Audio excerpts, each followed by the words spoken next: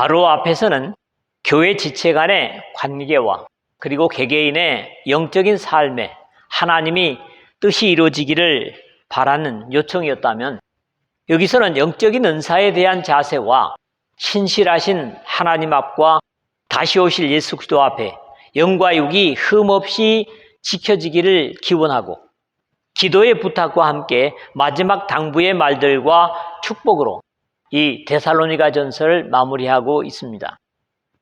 특히 데살로니가서의 또 하나의 중요한 과제 중에 한 내용으로 이 21세기의 신앙의 사람들이라고 하면서도 사람의 구조에 대해서 2분설이다, 3분설이다 논의가 적지 않은 부분이 기록된 부분입니다. 하나님의 피조물이면서도 특별히 하나님의 형상을 가지고 있다고 하는 데서 모든 피조물 중에 으뜸인 사람의 구조에 대한 이해가 간단한 것은 아니지만 또 지나치게 복잡할 필요도 없다고 여겨집니다. 에베소서를 끝내는 부분에서도 모든 기도와 간구를 하되 항상 성령 안에서 기도하고 이를 위하여 깨어 구하기를 항상 힘쓰며 여러 성도를 위하여 구하라. 또 나를 위하여 구할 것은 내게 말씀을 주사 나로 입을 열어 복음의 비밀을 담대히 알리게 하옵소서 할 것이니, 에베소서 6장 18절에서 19절에 그런 기도를 부탁하고 있습니다. 모든 하나님의 백성들을 위하여 중보의 기도를 할 것을 요청하면서 자신이 하나님의 말씀의 도구로 쓰임받도록 기도해 줄 것을 부탁하는 것처럼 이 데살로니가 교우들을 향한 부탁도 오늘 25절에 보면 다르지 않습니다. 계속 이제 데살로니가 후서로 연결하여 말씀을 나누게 되겠지만, 오늘 우리가 당면한 여러 가지 재림의 징조들에 빈번하게 나타나는 이때에 우리가 이러한 당부의 말씀과 더불어 더욱 경성하고 깨어서 주님께서 약속하신 것처럼 우리 주 예수 그리스도의 다시 오심이 밤에 도둑같이 오시는 사람은 오늘 이 말씀 듣는 사람 중에 한 사람도 없기를 주님의 이름으로 부탁을 드립니다. 첫 번째 말씀은 19절에서 22절입니다. 영적인 것들을 헤아리라는 당부를 첫 번째로 주고 있습니다. 이 글이 쓰여지는 1세기에 비록 성령의 역사가 흔하고 또 어렵지 않게 기적과 예언들을 들을 수 있는 시기였지만, 적어도 우리 시대처럼 성경을 각자가 갖고 있지 못한 그때는 신앙적인 현상들을 판단하는 것이 지금처럼 쉽게 그리고 분명히 분별할 수 없었던 것이 사실입니다. 성령의 역사나 주어지는 예언들의 지나치게 적극적인 것이나 또 미온적인 태도도 그때나 이때나 역시 조심해야 할 그런 신앙의 과제입니다. 또 은사적인 기준을 분명히 가지지 못하면 오늘의 시대에도 여러 가지 혼란을 겪을 수 있는 것도 사실이죠. 성경은 분명히 온전한 것이 올 때는 부분적으로 하던 것이 폐하리라. 고린도전서 13장 10절에 예언을 들으면서도 우리가 가진 성경이 온전한 것이라는 확신이 없으면 1세기의 때나 다름없이 혼란할 수 있을 겁니다.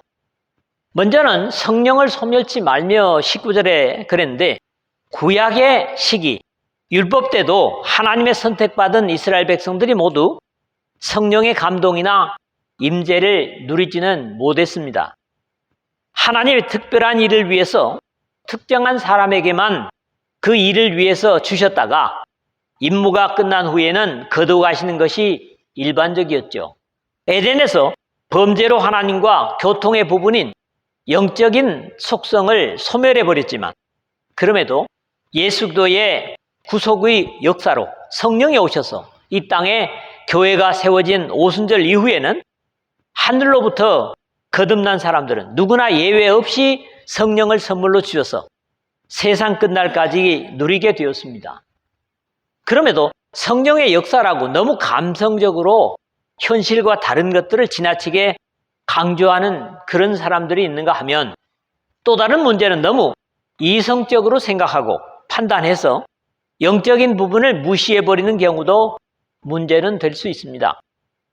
특히 여기 소멸하지 말라라는 의미가 마치 켜두었던 불을 꺼버리는 것과 같은 의미를 가지는 낱말이 쓰였습니다. 항상 하나님의 말씀과 함께 선한 의지를 행하도록 하시는 좋은 부추김을 불을 끄듯 눌러버리지 말고 순종하는 영적으로 예민한 삶이 되어야 할 것입니다. 다음으로 20절에는 예언을 멸시하지 말며 그랬습니다. 지금의 상황에서는 오히려 이런 부분을 더욱 신비하게만 생각해서는 안 될 것 같습니다. 오늘 우리에게 기록된 말씀은 모두가 예언이기 때문에 오히려 성경의 명령을 혼란 없이 순종할 수 있고 완성된 예언을 가볍게 여기는 미온적인 자세를 더욱 조심해야 할 것 같습니다. 이제는 우리가 무엇을 행하며 기다려야 하는가는 더욱 분명해졌습니다. 우리에게 주어진 성경을 통해서 말씀이죠. 물론 이 예언은 구약의 예언만을 의미하는 것은 아닌 것이 사도들과 더불어 복음 시대에도 예언자들이 나타나고 있기 때문입니다. 신약 성경에도 예언자들의 이야기가 들어 나옵니다만은 두 곳만 보면 사도행전 11장 27절이나 에베소서 4장 11절이죠. 그러면서 조심스러운 것은 오늘 우리에게 예언의 집대성이라고 할 수 있는 완벽한 성경이 주어져 있기 때문에 오히려 성경의 기록을 무시하지 말라는 의미로도 이 말씀을 이해할 수 있을 겁니다. 특히 멸시하지 말며라는 경계를 줍니다. 옳은 사람의 말이라도 경멸하면 그 자세는 책망받아 마땅한 것인데 하나님께서 주시는 말씀을 무시하거나 경멸한다면 거기에 대한 자세는 영혼 속에서 후회될 수도 있을 것입니다. 범사에 헤아려 좋은 것을 취하고 21절에 했는데 앞에서 말한 성령의 역사나 예언에 대해 심중히 자세를 가져야 될 것을 부탁하는 교훈입니다. 영적인 것이라고 무조건 혹하거나 가볍게 여겨 무시해버리는 자세를 경계하고 그런 것들을 반드시 헤아려 하나님으로부터 지어지는 좋은 것이라면 취하라는 거지요. 취하라는 말이 본래 단단히 지키다, 카테코라는 그리스어가 쓰였습니다. 하나님이 주시는 것이라면 우리는 절대로 놓치지 말아야 된다, 이런 것이죠.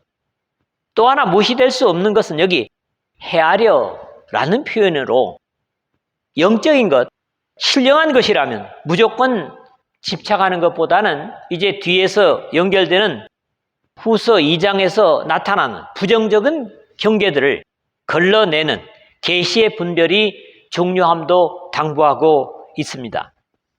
22절에는 악은 어떤 모양이라도 버리라 그랬습니다. 앞에 21절에 헤아려 좋은 것과 함께 악은 어떤 모양, 종류든지 경계되어지는 것을 의미하는 것으로 이해할 수 있습니다. 악은 선하신 하나님께로부터 오지 않은 죄악된 세상이나 사람으로부터 나오는 것들입니다.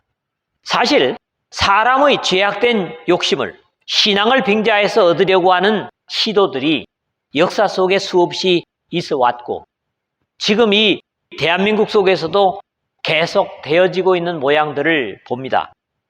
악은 어떤 모양이라도 그런데 진리를 순종한다고 하는 하나님의 교회에서나 기도인들 속에 악한 것은 어떤 모양 또는 종류이든지 용납되어서는 안 될 것입니다.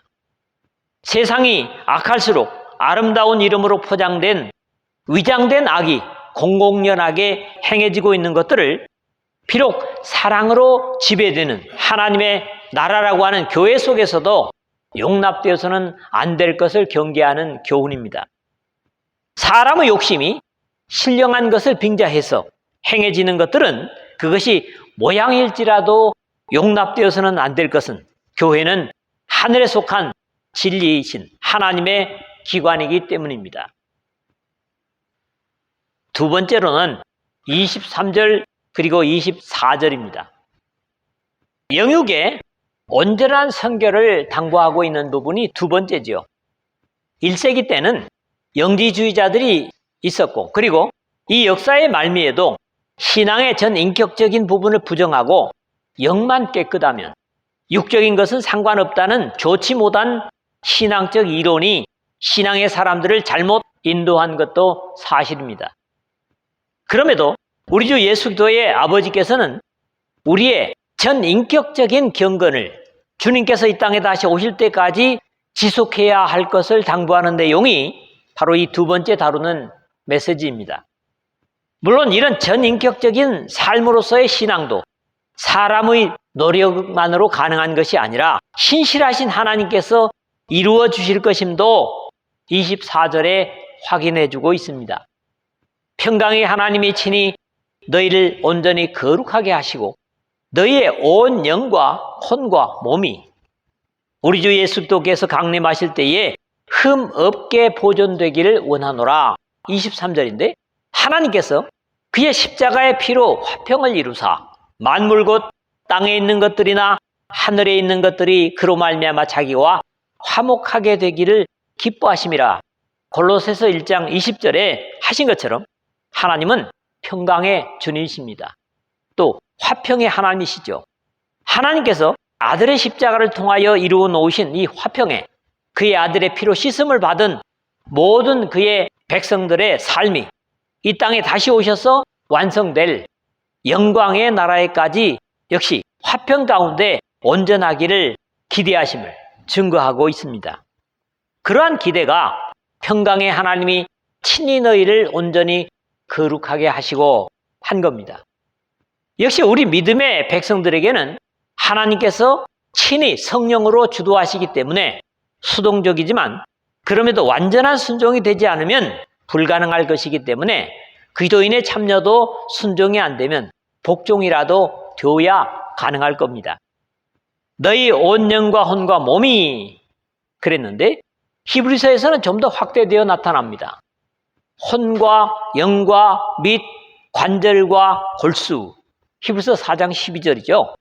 이 말씀을 이해하는 것이 영, 혼, 몸으로 분석하든 아니면 영과 몸, 혼과 몸 또는 영혼과 몸 여기서 중요한 것은 이런 세 가지나 두 가지가 중요한 것이 아니라 온을 이해하는 것이 사람의 구조를 이해하는 논쟁보다 더 중요하다는 겁니다. 우리의 몸을 영, 혼, 몸 세 가지로 혹은 앞에 예를 들었던 두 가지들로든 성경에는 사용되어지고 있는 표현들이기 때문에 우리의 영혼의 모든 구조가 예수 그리스도의 피로 씻김을 받은 깨끗한 상태로 영원한 영광에 들어가는 것이 중요함을 먼저 이해하고 최선을 다해야 할 것입니다. 우리 주 예수 그리스도께서 강림하실 때에 흠 없게 보존되기를 원하노라. 23절 하반절인데 요점은 바로 이겁니다.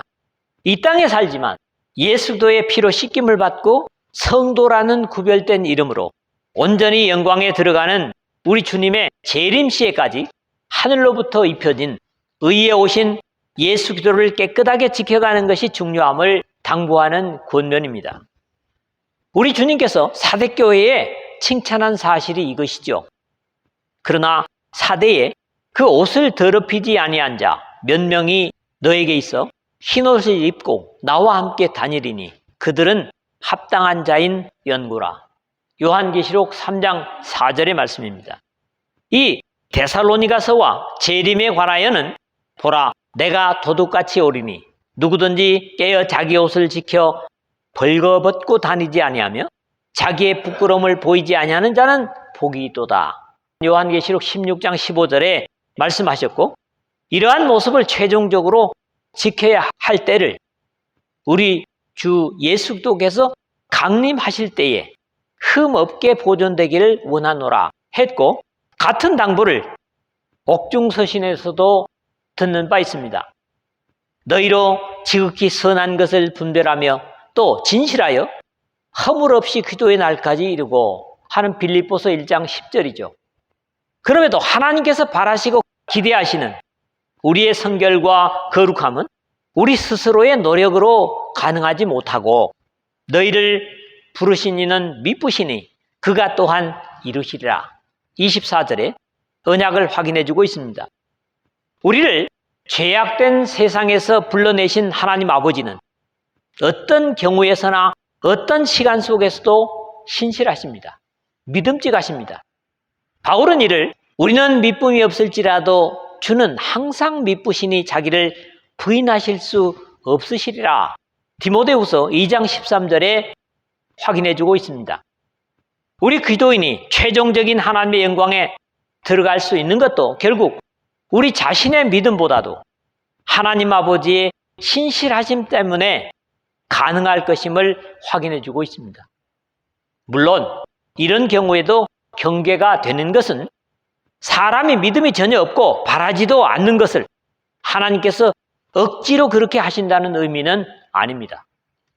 우리에게 주신 은혜들을 믿고 확신하며 영적으로 자신의 무능함을 인정하고 하나님의 선하신 구원의 역사와 성령과 말씀을 전적으로 신뢰하는 믿음의 사람들에게는 부정할 수 없는 하나님의 약속이 주어지고 있는 겁니다. 세 번째로는 25절에서 마지막 28절입니다. 기도 부탁과 인사입니다. 마지막 부분에서 바울이 데살로니가 교회의 지체들에게 세 가지의 당부와 축복으로 이 편지를 마무리하고 있습니다. 그것은 기도하라, 문안하라, 읽어주라는 권면과 주님의 은혜로 축복하는 겁니다. 물론 여기에서 부탁은 개인적인 것보다는 모두 공적인 부탁들입니다. 형제들아 우리를 위하여 기도하라 25절인데 앞에 17절에서 개인적으로도 쉬지 말고 기도하라는 당부를 준 바 있지만 여기서는 그들 자신들이나 교회를 위한 기도 요청보다는 복음 증거의 사역을 감당해야 하는 바울 일행을 위한 사역팀을 위한 기도 요청을 하는 겁니다. 로마서 15장 30절에 보는 대로 형제들아 내가 우리 주 예수 그리스도와 성령의 사랑으로 말미암아 너희를 구하노니 너희 기도에 나와 힘을 같이하여 나를 위하여 하나님께 빌어오. 그런 표현을 볼 수 있는데 자신과 기도로 영적인 힘을 모아줄 것을 권면하는 내용을 읽습니다. 영적으로 능력이 있는 하나님의 충성된 종일지라도 자신만의 힘으로는 그것을 감당할 수 없기 때문에 기도로 협력하여 하나님의 뜻을 감당할 수 있도록 요청하는 것입니다. 이 역사 속에 이미 완성된 구원의 복음을 전하는 것이지만 빛을 가리려는 어둠의 세력을 이겨가기 위해서는 모든 광명한 백성들이 기도로 또 힘으로 협력하는 것이 절실하기 때문입니다. 바울은 에베소에서 복음을 전하면서도 내게 광대하고 유효한 문이 열렸으나 대적하는 자가 많음이라 고린도전서 16장 9절에 해서 어둠의 세력을 이겨야 함을 고백한 바 있습니다. 거룩하게 입맞춤으로 모든 형제에게 문안하라 26절인데 이 입맞춤 필레마 본래 필로스라는 말에서 온 말입니다만은 본래 초기 그리스도인들은 또 존경하는 대상을 향해서 옆에 볼을 대고 이렇게 인사를 하는 그런 것이었고 만약에 지위가 아주 낮은 사람은 손등에나 또 다른 데다가 이렇게 입맞추는 이런 존경의 표현이었지만 가룟 유다처럼 스승을 파는 가증한 입맞춤도 구약 성경에조차 나타나고 있습니다. 원수의 잦은 입맞춤은 거짓에서 난 것이니라 잠언서 27장 6절 하반절에 이런 행동이 문제가 되지 않는 관계에서는 하라고 하지 않아도 자연스러울 겁니다. 부부간에 말이죠. 그러나 이게 3세기까지는 적어도 이런 교회의 형태가 지켜져 왔다고 합니다. 그러나 세월이 가면서 남녀의 어떤 이런 모습들이 덕스럽지 못하고 아름답지 못해서 지양되어 온 것이죠. 지나친 오해가 될 수도 있기 때문에 거룩하게 라는 표현이 함께 수식이 되고 있는 겁니다. 사실 이런 권면의 당부들이 바울의 편지들에 자주 등장하고 베드로 사도 역시 같은 당부를 주고 있습니다. 가장 대표적인 예가 너희가 거룩하게 입맞춤으로 서로 문안하라. 그리스도의 모든 교회가 다 너희에게 문안하느니라. 로마서 16장 16절의 말씀이고, 너희는 사랑의 입맞춤으로 서로 문안하라. 그리스도 안에 있는 너희 모든 이에게 평강이 있을지어다. 베드로전서 5장 14절에 마치 오늘 메시지 마무리와 같은 표현을 읽을 수 있습니다. 고린도 교회를 향해서도 모든 형제도 너희에게 문안하니 너희는 거룩하게 입맞춤으로 서로 문안하라. 고린도전서 16장 20절에 한 다음에 다시 고린도 후서에서 마지막으로 말하노니 형제들아 기뻐하라. 온전하게 되며 위로를 받으며 마음을 같이하며 평안할지어다. 또 사랑과 평강이 하나님이 너희와 함께 계시리라. 거룩하게 입맞춤으로 서로 문안하라. 고린도후서 13장 11절에 격려를 주고 있습니다. 끝으로 일반적인 축복 전에는 모든 형제들에게 편지를 돌려 읽으라는 당부를 주는 것은 그들이 확신을 갖고 있지 못한 질문에 대한 답변들이 자신의 편지에 들어 있었을 것이기 때문일 겁니다. 내가 주를 힘입어 너희를 명하노니 모든 형제에게 이 편지를 읽어주라. 27절이죠. 그러나 겉으로 보기에는 조금 의아한 것이 뭡니까? 모든 형제에게 이 편지를 읽어주라는 당부에다가 앞에 주를 힘입어 너희를 명한다 하는 권위적인 표현이 붙어 있는 겁니다. 여기에도 명하노니 에노르키조라는 그리스어가 누구누구에게 맹세하다 그런 의미까지 있는 가벼운 표현이 아니라 근엄하고 무게감이 있는 표현입니다. 거기에는 여러 가지 이유가 있겠고 언급되지 않아서 짐작하는 것은 옳지 않을 것 같지만 되도록이면 모든 지체들이 이 편지의 내용을 새겨들어서 지금까지 혼란했던 신앙적 부분들을 해소시킬 수 있기를 원해서 이런 당부를 하고 있다고 여겨집니다. 또 다른 표현은 읽어주라, 아나기노스코 그런 그리스어인데 인식하다 또는 소리내어 읽다, 알다 이런 의미를 가진 표현인데 이것은 우리 개인의 눈으로 마음으로 읽는 정도가 아니라 많은 사람들이 함께 들을 수 있을 정도로 큰 소리로 읽는다는 의미를 가지고 있어서 당시에도 편지를 읽을 수 없는 문맹인들도 있었을 것이기 때문에 교회 안에 계층에 관계없이 모든 사람이 들을 수 있도록 낭독하라는 의미로 이해가 됩니다. 여러분들이 교회에 와서 성경을 읽는데 여러 사람들이 옆에 있는데 소리내서 읽습니까? 눈으로도 읽고 또 가만 읽기도 합니다만은 여기서는 특별히 바울이 그런 당부를 한 겁니다. 바울 사도를 통한 편지를 돌려가며 읽는 것은 한 교회에 그치지 않고 다른 교회에 보내진 서신까지도 그렇게 할 것을 당부하는 내용들도 보게 됩니다. 이 편지를 너희에게 읽은 후에 라오디게아인의 교회에서도 읽게 하고 또 라오디게아로부터 오는 편지를 너희도 읽으라. 골로새 4장 16절인데 우리에게는 사실 이 편지가 없습니다. 그러나 어떻습니까? 대부분의 회람된 성경들은 앞에 서두에 말씀드렸던 대로 바로 우리에게 성경으로 주어져서 이 바울의 모든 교회에 보낸 편지들을 읽을 수 있다는 것이 대단히 감사한 일이죠. 당시에는 우리처럼 신약 성경을 가지고 있지 못한 시기였기 때문에 믿음에 대한 바른 교훈을 접하는 것이 사도들이나 또는 앞에 말한 선지자들 직접 증거하는 것이나 이런 서신들이 아니면 자주 접할 수 없었기 때문이었을 것이라는 데서 궁금하면 얼마든지 찾아서 읽을 수 있고 또 확인할 수 있다고 하는 데서 우리가 이 성경을 가지고 있는 것에 대한 특권과 감사의 자긍심을 가질 수 있습니다. 편지의 마지막은 대부분 일반적인 축복을 하는 것으로 끝나고 있습니다. 우리 주 예수 그리스도의 은혜가 너희에게 있을지어다. 28절입니다. 이 편지를 시작할 때의 표현을 다시 보는 것 같은 기분입니다. 바울과 실로아노와 디모데는 하나님 아버지와 주 예수 그리스도 안에 있는 데살로니가인의 교회에 편지하노니 은혜와 평강이 너희에게 있을지어다. 이 1장 1절이죠. 후서의 마무리도 다르지 않습니다. 우리 주 예수 그리스도의 은혜가 너희 무리에게 있을지어다. 데살로니가 후서 3장 18절입니다.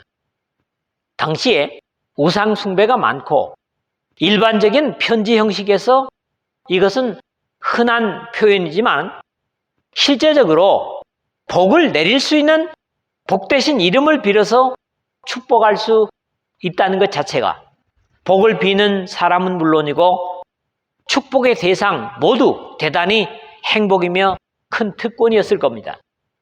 사람에게 아무 영향도 끼칠 수 없는 우상을 들어서 축복한다면 그 축복은 그야말로 허황된 것일 겁니다. 그런 형태는 지금도 그렇지만 사람들에 의해서 만들어지고 붙여지는 이름들일 뿐입니다. 제우스 신의 이름으로 축복한다. 아데미의 이름으로 이런 허황된 이름들과 다르게 우리 주 예수 그리스도의 은혜로 축복하고 대상도 단순한 어느 한 사람이 아니라 너희 무리에게 있을지어다. 이 복된 역할을 서로에게 사용할 수 있는 여러분들이 되시기를 바랍니다.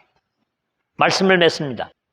바울 당시에는 물론이고 예수 그리스도께서 복음을 완성하시고 승천하셔서 보내주신 성령께서는 1세기의 신앙인들 뿐만 아니라 이 역사가 닫힐 때까지 믿는 사람들 속에 오셔서 감화 감동을 주시고 신령한 것들을 깨닫게 하고 선을 행하도록 격려하십니다.